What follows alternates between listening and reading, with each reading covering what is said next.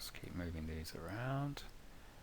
And if you're not sure about how to use the animation tools in the bouncing ball tutorial, we go into a little bit more depth as to the functionality of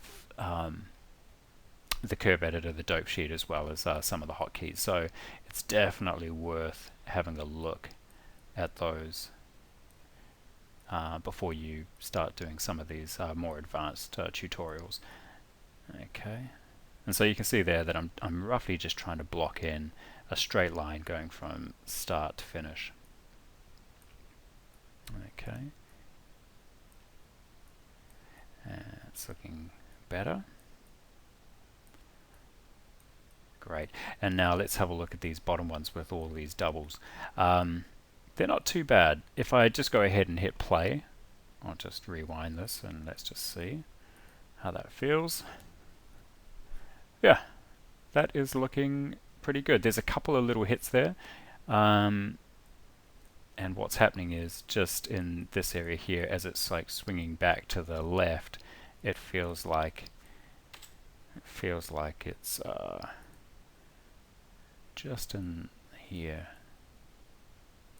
I just need to soften some of these curves, so I can just drag these down a little bit, or maybe just for these ones here I could probably even delete those. Just see. If it becomes too hard, just go ahead and delete these ones either side.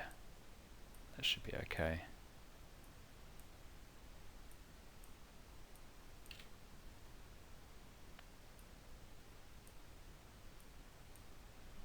Nice. And I'll just play that. Fantastic. Yeah, that's looking really good. And it's slowly dying down. Now you'll notice that we haven't changed the frequency. We've left it exactly the same. And I could probably just go ahead and add one more swing just at the very end here. I'll just, insert a key by left mouse clicking, and then maybe just bring that one down just a little. Same with this one. Maybe push that one up a little bit. Okay. So yeah, it's really important to make sure that this swing just on this top link is working really well, that there are no mistakes there, and that's feeling pretty good. And like I say, if you wanted to, we could just make it easy for yourself and delete those other little knots there either side of the lowest point. Okay, so the next thing we're going to do is we just need to copy and paste this animation onto the other links.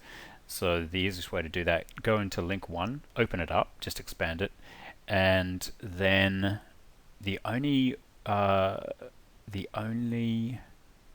channel that we need to worry about, we don't need to worry about any of the origins or the scales or anything like that. You can just leave those the way they are, but the only one that we really need is the X rotations. I've just deleted those other ones, but you can leave those if you want.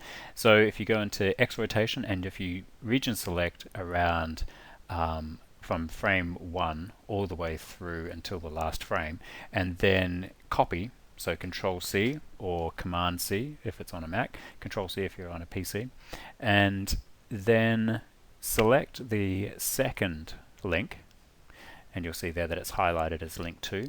Expand that, and then just scroll down, and what you want to do is copy that onto the X rotation. So I've highlighted the X rotation. Just select the very first field on frame 1, make sure that you rewound all the way back to frame 1, and now just Control V. Okay, and then do the same thing for the third link. Expand it, and then scroll down until you find the X rotation, and then just Control V again. Now it's not going to refresh until you actually click on the first frame there. Okay, now let's just hit play, and now what we've done is we've copied all of that animation onto the other links, and that's looking pretty good. But the one thing that we want to do is we want to have that offset so that it's not all swinging at the same time, and I'll show you a quick little trick on how to do that. I'm going to go back up to the second link, and I'm going to select all of that animation. Oops, sorry, I need to region select. So I select the first frame and hold down my mouse key and keep holding down my left mouse key until I go to the last frame, and then just let that go. Then I'm going to go back to the very beginning, and I'm just going to hold down my left mouse key at the beginning here, and I'm just going to move these over 3 frames, so 3 or 4 frames, let's say 3 frames. So hold down your left mouse key, drag it over, you'll get that blue bar. That means that you're doing it correctly. If it doesn't go blue, then you've got to redo it, and then just release it. Okay, and what we've done is we've pushed our animation over of the second link over by 3 frames. Just scroll down to the link 3 and then do the same thing. Select frame 1 and region select all the way through until you get to the last frame. Let that go, scroll all the way back to the very beginning. Then you can left mouse click anywhere in here and hold it down, and then move those over, say, 6 frames. Right about there. Okay, and now let's play that and see how that looks.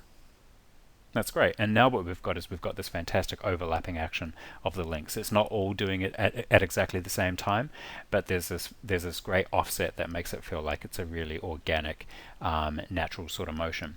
Now what we could do is I could also go back in there and I could select the ball, and I could do the same thing on the ball. I'm just going to select that, go into the X rotation and select the very first key, and I'm just going to hit Control V or Command V because it's still in memory, and then I'm going to select all of these, left mouse click, hold that all the way down, and I'm going to offset that by, say, 9 frames or 8 frames, and let's have a look at that, see how that looks.